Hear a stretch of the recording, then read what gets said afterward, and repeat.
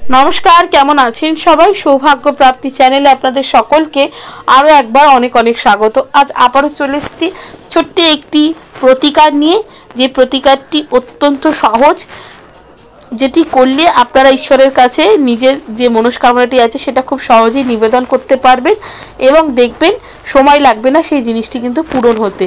কি প্রতিকার করবেন সেটি এই ভিডিওর মাধ্যমে আপনাদের কাছে তুলে ধরবো। তার আগে অবশ্যই বলে রাখি বন্ধুরা, আমার চ্যানেলটিকে লাইক করবেন, ভালো লাগলে বন্ধুদের সাথে শেয়ার করবেন। এই সংক্রান্ত কোনো জিজ্ঞাসা থাকলে অবশ্যই কমেন্ট বক্সে এসে জিজ্ঞেস করতে পারেন। সাবস্ক্রাইব করে বেল বাটনটা প্রেস করে রাখবেন, যাতে আমি যখনই নতুন কোনো ভিডিও দিই না কেন সেটা সরাসরি আপনার কাছে পৌঁছে যায়। তো চলুন বন্ধুরা, ভিডিওটা শুরু করি। আমরা সকলেই রাতে ঘুমোতে যাওয়া থেকে শুরু করে সকালে ঘুম থেকে ওঠা, সবটাই কিন্তু ঈশ্বরের নাম নিয়ে তাকে নমস্কার জানিয়েই কিন্তু শুরু করি, যাতে আমাদের দিনগুলো ভালো যায়। দিনের সমস্ত কাজ, যাবতীয় যা প্রয়োজনের কাজ আছে, সেই সকল কাজগুলো নির্বিঘ্নে হয়ে যায়, দিনটা যাতে ভালো যায়, সেই আশা নিয়ে কিন্তু আমরা সকলেই ঈশ্বরের কাছে প্রার্থনা করে নিজের দিন শুরু করি। এক্ষেত্রে আমরা সবাই যেটা করি সেটা হচ্ছে ঈশ্বরের সামনে গিয়ে দাঁড়াই এবং নতমস্তক হয়ে তার কাছে হাত জোড় করে নিজের যে চাওয়াটি রয়েছে, নিজের যে মনোকামনাটি রয়েছে সেটা আমরা তার কাছে নিবেদন করি। এইভাবে তো সকলেই করে এবং তারা সেই অনুযায়ী ফলও পায়। ছোট্ট একটি উপায় রয়েছে এরই মধ্যে, যেটি করলে কিন্তু আপনারা অনেক দ্রুত ফল পাবেন। সেটি হচ্ছে পরিষ্কার সাদা কাগজ নেবেন এবং পেন নেবেন, একটা লাল নতুন পেন। খাতাটিও যাতে নতুন হয়, পেনটিও যাতে নতুন হয়, এরকম নতুন খাতা এবং পেন নিয়ে সেই সাদা যে খাতাটা, সেই খাতার থেকে খানিকটা কাগজ নিয়ে সেটাকে একদম ছোট ছোট পিস হিসাবে কেটে আপনাদের ঠাকুর ঘরেই রেখে দেবেন।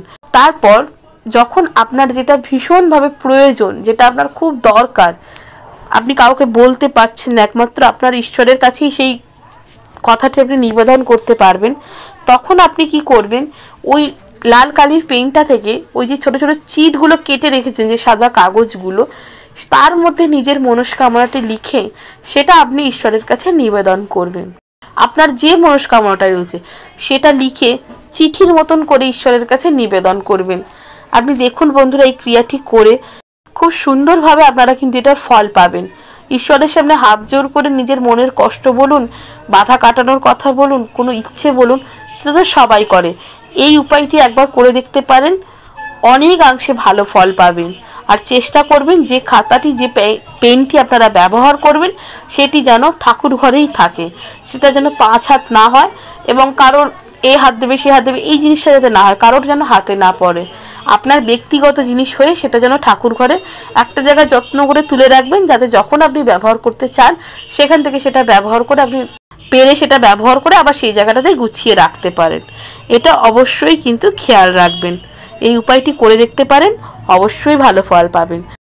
তো কেমন লাগলো বন্ধুরা আমার এই ভিডিওটা, অবশ্যই আমাকে কমেন্ট করে জানাবেন। সুস্থ থাকবেন, ভালো থাকবেন, দেখা হবে নতুন আরেকটি ভিডিওতে।